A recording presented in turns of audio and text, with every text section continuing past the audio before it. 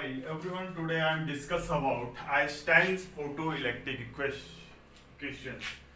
तो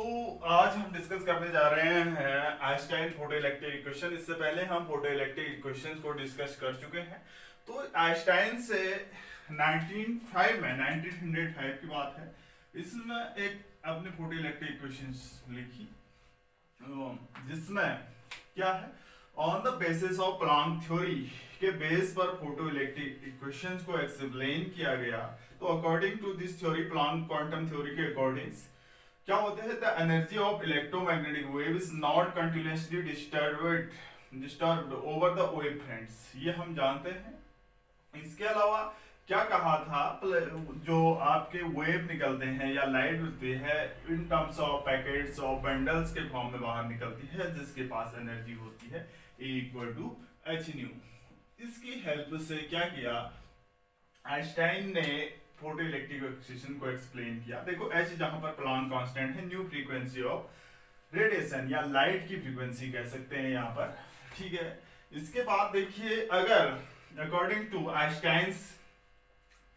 photoelectric equations, when a quantum of light radiations energy h nu falls in on metal surface, ये क्या है, आपकी कोई मेटल सरफेस है, इसमें क्या है, आपके इलेक्ट्रॉन्स होंगे, मेटल सरफेस, मेटल सरफेस, ये है आपके फ्री इलेक्ट्रॉन्स। देखो जब यहां पर हम कोई लाइट इंसिडेंट करते हैं, कैसी,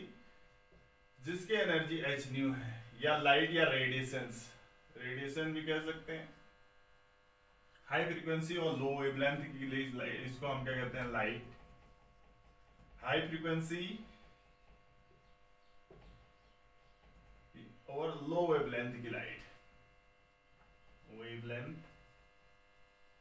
की लाइट इंसिडेंट करते हैं, या हम according to Einstein's photoelectric equations, when a quantum of light, quantum means packets या bundles h nu,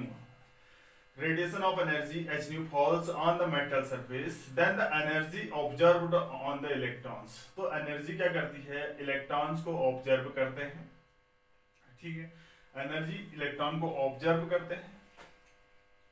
and use the following two way, दो प्रकार से एनर्जी ऑब्जर्व करती है। यानी पहला है आपका ए पार्ट ऑफ एनर्जी, पहले तो हम क्या करते हैं, जितनी एनर्जी देते हैं, क्या करते हैं, एनर्जी देते हैं, तो क्या होगा, उसका कुछ पार्ट क्या करते हैं,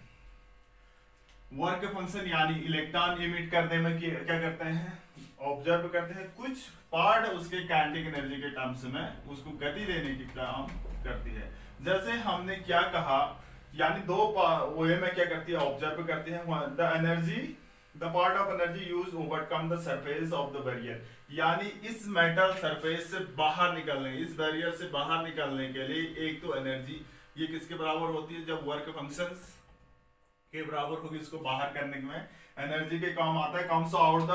metal surface, the part of energy is called wave function, it can be expressed, यानी जिसे हम फाइ से एक्सप्रेस्ड करते हैं। तो दूसरा है इलेक्ट्रॉनों को, जो रिमेनिंग बच जाता है, इलेक्ट्रॉनों को क्या करने के लिए, काइनेटिक एनर्जी देने के लिए, यानी the remaining part of energy is used given the velocity हुई emitted the photoelectron, this is equal to the maximum kinetic energy of the photoelectrons, यानी कितनी मैक्सिमम काइनेटिक एनर्जी देते हैं उसको, यानी इन दो फॉर्म में क्या होती है हमारी एनर्जी। यानी आइंस्टाइन ने क्या कहा, जब हम किसी चीज को या किसी मेटल सरफेस को एनर्जी देते हैं, तो वो एनर्जी दो काम के लिए यूजफुल होती है, एक तो क्या, इलेक्ट्रॉन को इजेक्ट करने के लिए, दूसरा इलेक्ट्रॉन की गति के लिए, यानी मैक्सिमम काइनेटिक एनर्जी के लिए देते हैं। देखो अब ये मैक्सिमम काइनेटिक एनर्जी कितनी होगी, इसको हम एक्सप्लेन कर रहे हैं। देखो जैसे हम क्या कर रहे हैं, ये E है, ये क्या है, E क्या है, आपकी गिवन एनर्जी है भाई, ये क्या है, गिवन एनर्जी। सपोज अलग अलग इलेक्ट्रॉन वोल्ट में लिख रहे हैं, ये फाइ क्या है, एनर्जी है। दूसरा कॉलम में दे रखा हूं कोलिजन का,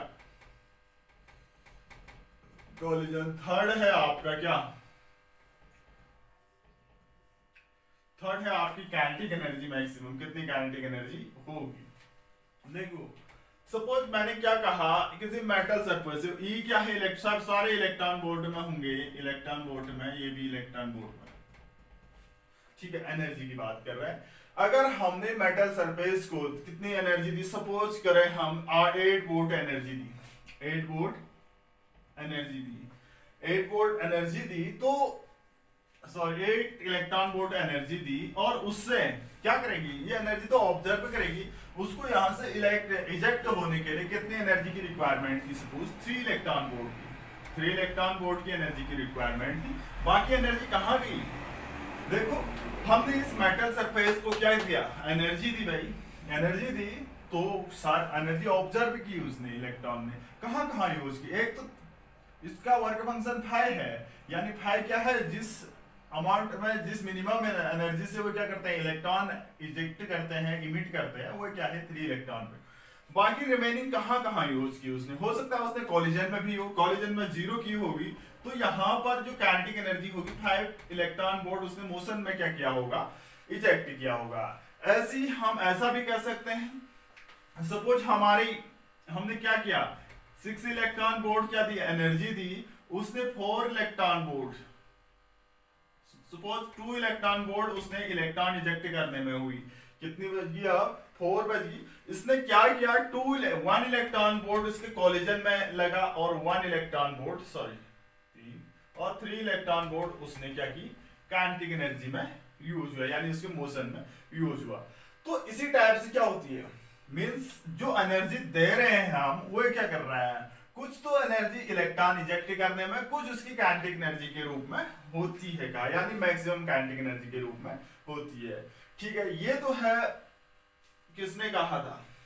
तो यहां से क्या होगा, जो एनर्जी है, जो काइनेटिक एनर्जी मिल रही है, क्या कह रहे हैं हम, 8 - 3 = 5, 6 - 2 = 3, यानी 6 - 3 = 3 आता है। ऐसे हम बहुत सारे एग्जांपल दे सकते हैं, जैसे 10 इलेक्ट्रॉन वोल्ट को हम किसी मेटल सरफेस को एनर्जी देते हैं, तो ये क्या है आपकी 5 इलेक्ट्रॉन वोल्ट उस इलेक्ट्रॉन इजेक्ट या इमिट करने में लगती है, कॉलिजन में 0 लगते हैं, तो 5 इलेक्ट्रॉन वोल्ट क्या होगा आपका, काइनेटिक एनर्जी बन रही है, यानी 10 में से 5 कम किया, यानी 8 में से 3 कम किया, यानी ये कम करते हुए जो लिख रहे हैं kinetic energy, maximum kinetic energy होती है। ऐसा भी हो सकता है 8 इलेक्ट्रॉन वोल्ट है आपकी, 8 इलेक्ट्रॉन वोल्ट इजेक्ट कर रहे हैं हम, एनर्जी दे रहे हैं, तो उसमें उसको क्या लगी, 2 इलेक्ट्रॉन वोल्ट उसका वर्क फंक्शन में है, तो यहाँ पर क्या हुई, कॉलिजन में उसको 7 इलेक्ट्रॉन वोल्ट लग रही है, तो इस कंडीशन में क्या होगा, इमिशन नहीं होगा, क्या नहीं होगा, इमिशन नहीं होगा, किसका, इलेक्ट्रॉन का इजेक्ट नहीं होगा भाई, इलेक्ट्रॉन इजेक्ट नहीं होगी इस कंडीशन में। तो क्या कर रहे हैं हम, एनर्जी दे रहे हैं, तो मैक्सिमम काइनेटिक एनर्जी कितनी होती है, आइंस्टाइन इक्वेशन से क्या लिखा है, माइनस सब्ट्रैक्ट कर रहे हैं, काइनेटिक एनर्जी मैक्सिमम जो होगी आपकी, kinetic energy maximum is equal to क्या होगी, E - 5, क्या होगी, E - 5। When there is no collision, electron comes out, अगर कोलिजन नहीं होगा तो उस कंडीशन में ये क्या होगी आपकी, मैक्सिमम काइनेटिक एनर्जी होगी। अब हम ये भी जानते हैं क्या, E इक्वल टू क्या होती है, Hc, E equal to since, यानी हमारी जो इलेक्ट्रॉन होती है Hc या Hν लिखते हैं हम इसको, Hf लिख सकते हैं, Hf या Hc/λ, ये हम जानते हैं फोटॉन की एनर्जी होती है, तो इसको हम काइनेटिक एनर्जी मैक्स के मैक्स इज इक्वल टू क्या लिख सकते हैं, क्या, Hc/λ - 5, फाई क्या है, वर्क फंक्शन, Hc/λ - 5, ये क्या है, आइंस्टाइन फोटो इलेक्ट्रिक इक्वेशन है, आइंस्टाइन्स फोटो इलेक्ट्रिक इक्वेशन कहलाती है, यानी जो एनर्जी दे रहे हैं वो 2 फॉर्म में ऑब्जर्व करता है, इस लेसन को कहते हैं आइंस्टाइन फोटो इलेक्ट्रिक इक्वेशन। इसके बाद एक टर्म्स आता है, उसके उस टर्म्स में भी लिखते हैं थ्रेशोल्ड फ्रीक्वेंसी, एक टर्म्स और आता है इसमें word, threshold frequency, threshold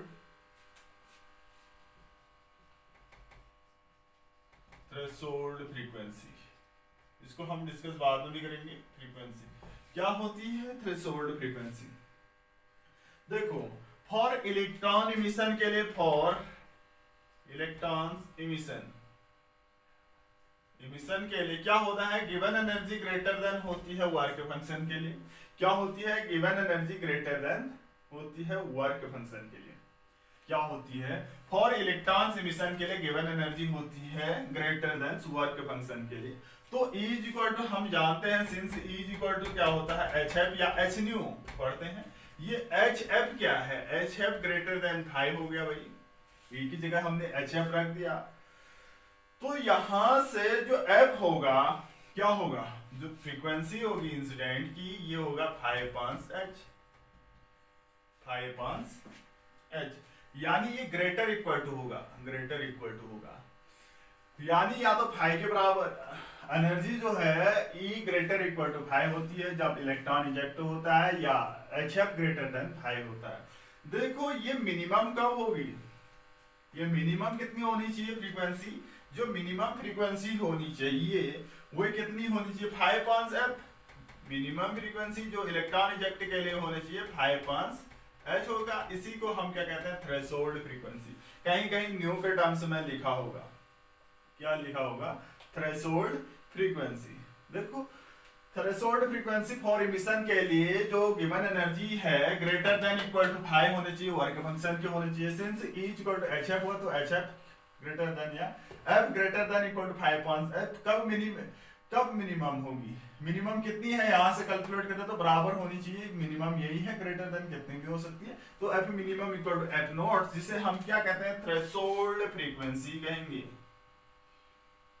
threshold frequency. अब क्या कहेंगे, जहां इसको हम कैसे एक्सप्लेन कर सकते हैं, देखो थ्रेशोल्ड फ्रीक्वेंसी हम कैसे लिख सकते हैं, यानी minimum frequency of incident radiation which में cause of photoelectric effect, minimum frequency जो फोटोइलेक्ट्रिक का कारण होता है उसे हम कहते हैं क्या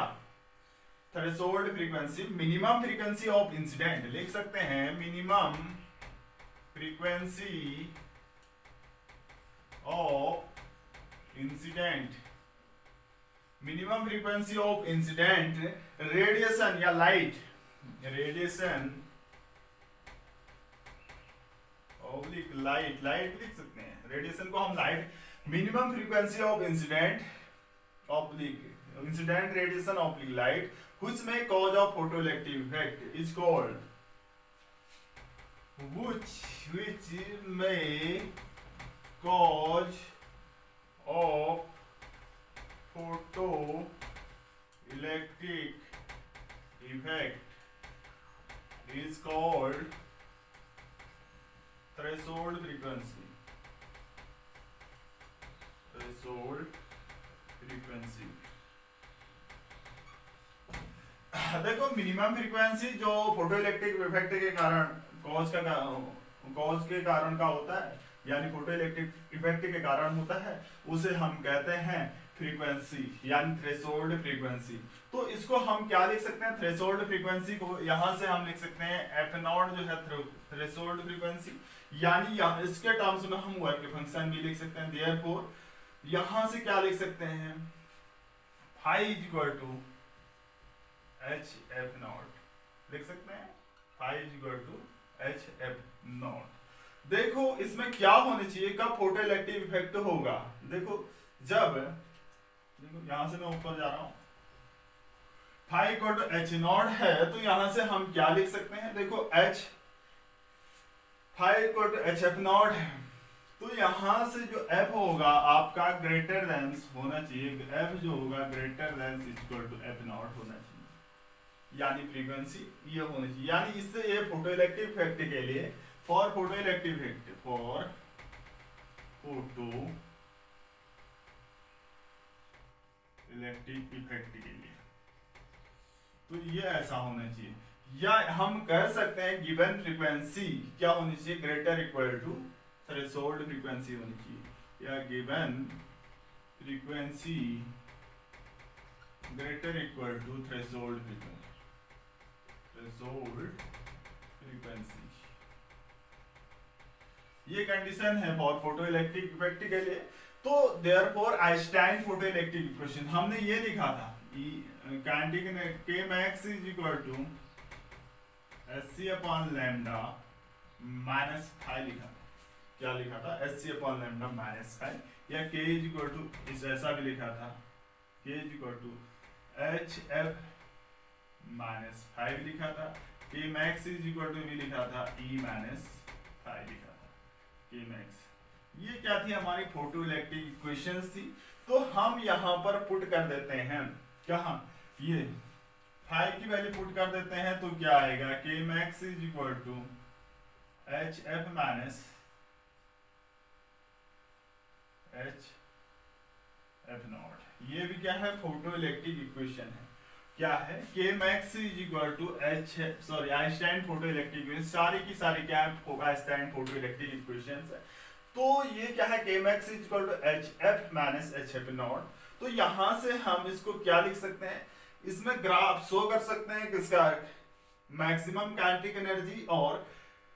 इंसिडेंट फ्रीक्वेंसी F के बीच ग्राफ ड्रॉ कर सकते हैं, HF माइनस HF नॉट। देखो कैसे करते हैं, मैक्सिमम काइनेटिक एनर्जी, देखो ये इक्वेशन एक लीनियर ग्राफ आता है आपका, y equal to mx plus c के टर्म्स में है ये, y equal to mx plus c, यहाँ पर माइनस लिख सकते हैं हम इसको, तो यहाँ प्लस माइनस जो भी है, तो इस टर्म्स में आ रहा है आपका। तो हमें ग्राफ ड्रॉ करना है किस किस के बीच, y equal to mx plus c के बीच। तो यहाँ पर जो इंटरसेप्ट है आपका क्या है, c है, तो यहाँ पर इंटरसेप्ट क्या है आपका, HF नॉट है, क्या है HF नॉट या फाई क्या है, इंटरसेप्ट है, और स्लोप यहाँ पर क्या है, m है, यहाँ पर स्लोप क्या होगा, h होगा। देखो हम अगर कर्व ड्रॉ करते हैं तो क्या होगा, ये क्या है आपका काइनेटिक एनर्जी मैक्सिमम है ऊपर की ओर, K max है, ये क्या है आपकी इंसिडेंट फ्रीक्वेंसी है, इंसिडेंट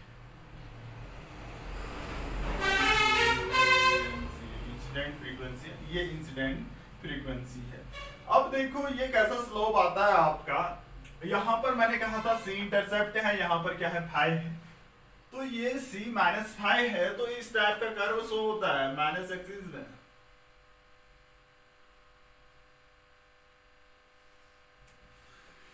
ये कर्व ड्रॉ हो रहा है आपका, देखो यहां पर इंटरसेप्ट C है, यहां पर इंटरसेप्ट कितना है आपका, माइनस फाइव है या five equal to HF naught है, ये क्या है इंटरसेप्ट, ये कहलाएगा आपका intercept, five equal to HF naught. यहां पर क्या होगी, थ्रेशोल्ड फ्रीक्वेंसी होगी F नॉट, ये क्या है, ये स्लोप होगा आपका, स्लोप tan थीटा, या इसको m इज इक्वल टू हम क्या लिख रहे हैं, h क्या होगा, इसका स्लोप होगा, तो ये क्या होगा आपका,